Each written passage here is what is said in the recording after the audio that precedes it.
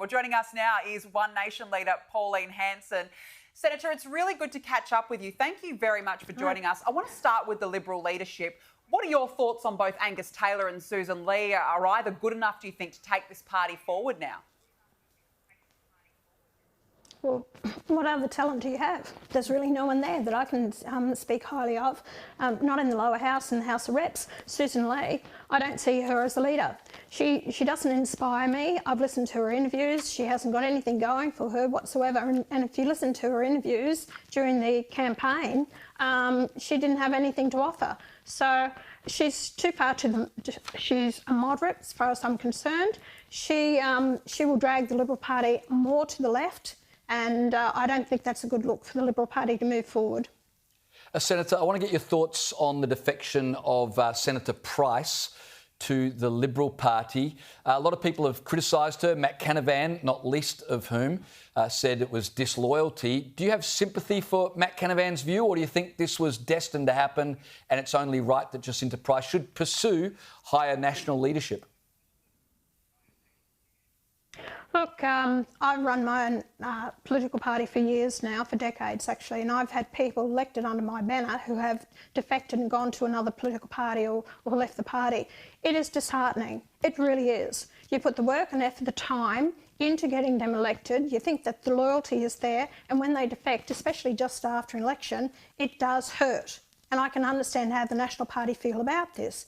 And they say, oh, well, she's with the CLP. Of course, she can decide whoever she wants to, but it's the National Party seat. And that's been known for a long time. It is the National Party seat. If she's been courted by Angus Taylor to use her to get himself in as leader of the opposition, leader of the Liberal Party, well, he's caused problems within his own ranks, with his own members of his parliament, of his own party, I should say. And of course, he's going to cause disunity in the parliament between the Nationals and the Liberals. That's all this is going to do for some period of time. They're going to be licking their wounds. They don't need this as well. And also, I tell people, she's in the Senate. She's only got 3 years before she comes up for a re-election again, because it's only a 3-year term in the Northern Territory. So what are they going to do with her then? Move her into a lower house seat somewhere, which they'll have to, and then, you know, what's going to happen then? Who's going to have to move sideways for her? I like Jacinta, don't get me wrong, but she was only one thing that she's been on about has been the voice. Where's her credentials across the other portfolios? And how is she going to be deputy leader from the Senate? And what happens if Taylor gets elected as the leader of the Liberal Party? If he's not there, who's going to take his position as deputy leader and answering those questions on the floor of Parliament? So these things haven't been answered, and people can say we like Jacinta, but a lot of people don't even understand the workings of Parliament, the lower house, the upper house. They don't understand the ramifications of all this, and they don't even know how to vote. So let alone talk about, yes, we like Jacinta, yes, she is... she should be moving forward by all means, but give her some portfolios. Let her get some runs on the board first. And besides, you've overlooked other people in that parliament, especially on the coalition side, who have the credentials and would have made great leaders or deputy leaders. Yeah, I understand that perspective. I do get what you're saying. I think that there's a lot of moving pieces with how something like this definitely would work. Senator, I want to ask you, Matt Canavan is running as Nationals leader.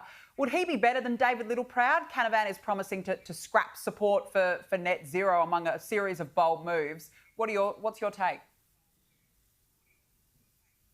I support Matt Canavan. Actually, I rang him and I congratulated him on the move.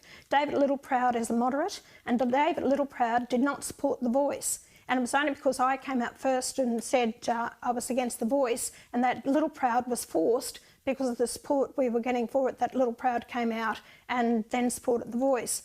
So Matt Canavan and I think very much alike. You know, get rid of net zero, get rid of, build more coal-fired power stations. He's more on the lines of what I think that conservative values. And Matt Canavan would do a lot for the National Party to move it forward.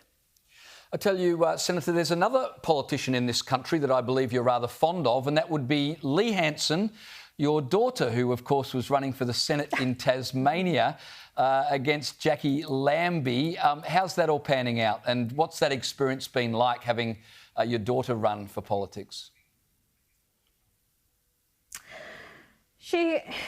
She only had a 4-week campaign, James, and it's awfully hard for her to actually have got known out there. And even people on the day of the casting their votes didn't even know my daughter was standing. When I pointed it out to them, they didn't know.